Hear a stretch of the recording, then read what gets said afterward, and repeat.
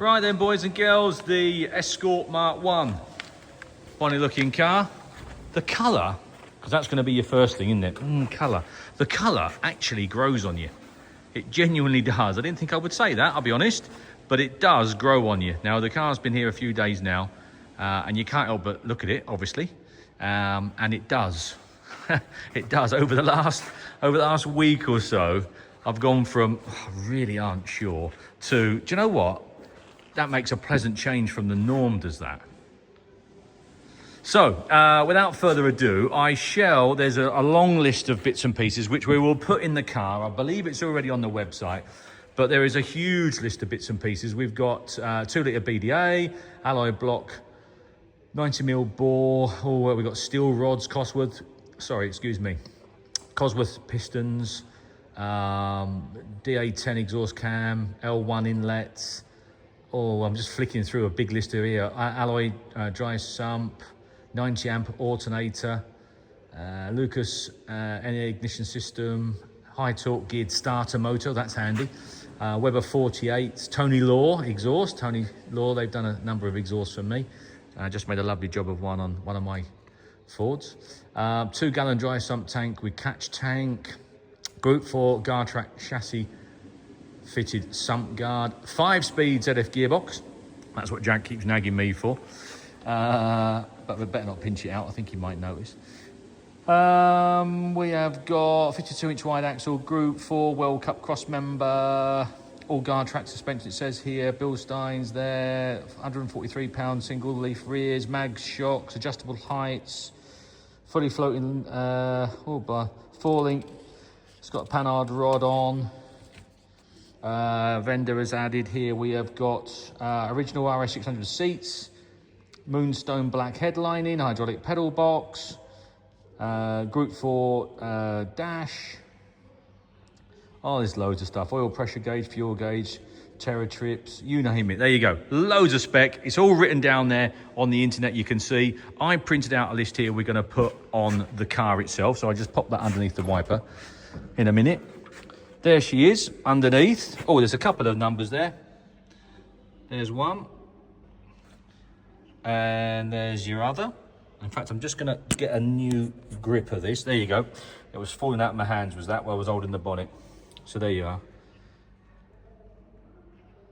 Now, the vendor has assured us that recently the car has had oil and filter. And I believe I'm right in saying that it was started and run. Now, we were told by the transporter guy, don't start the car when it arrived, so we didn't. And then I thought it's a bit strange. It says it's had a new oil and filter and so forth. So I think I know my way around them. So I jumped in and I thought, right, let's crank her up. And it spits back. And I'm worried that it spits back and catches, because I've been there before now. So, and Jack quite rightly said, there was 2 of us here, and he said, hang on, Dad, just make sure it doesn't spit back. So that's where I am, that's my take. So I can only speak as I find. That might not go down well with the vendor who owns the car, but that's fact, and that's what it is here. And I've got to relay to you guys at home what is in front of me here, and that's what I found. So I wasn't comfortable with it. I'm not going to set fire to his pride and joy.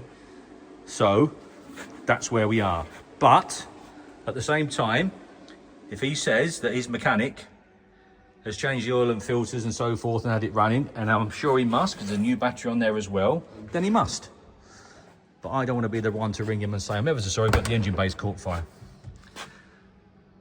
And then ring that man and tell him that his A35's caught fire, and ring that man and tell him that his sunbeam's caught fire, and so on and so forth.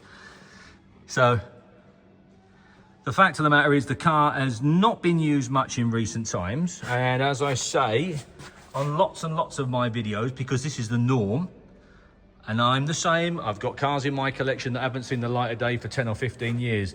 And if you're not a collector, that might seem quite unusual. I can assure you it is not unusual. And like I always say, they need going through the workshops. Fact. Makes common sense, doesn't it? So, she looks super clean.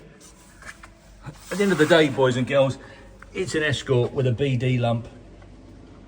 There's no electronics involved, is there?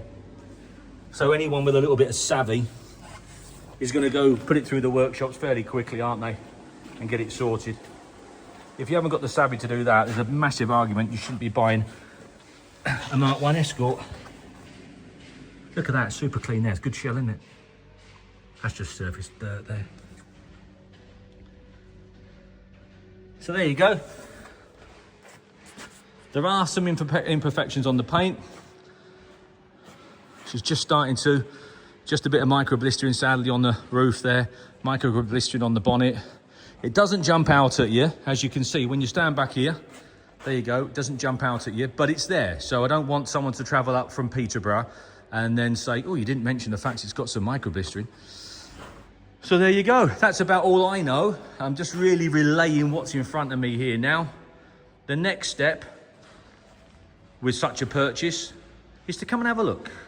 So we have a week, a massive week, where you can come down, including a Saturday as well, where you can come down, you can view, you can do your due diligence, you can make sure it is what you think it is and what you want, and then move forward. Get yourself a lovely Escort. Thanks, guys.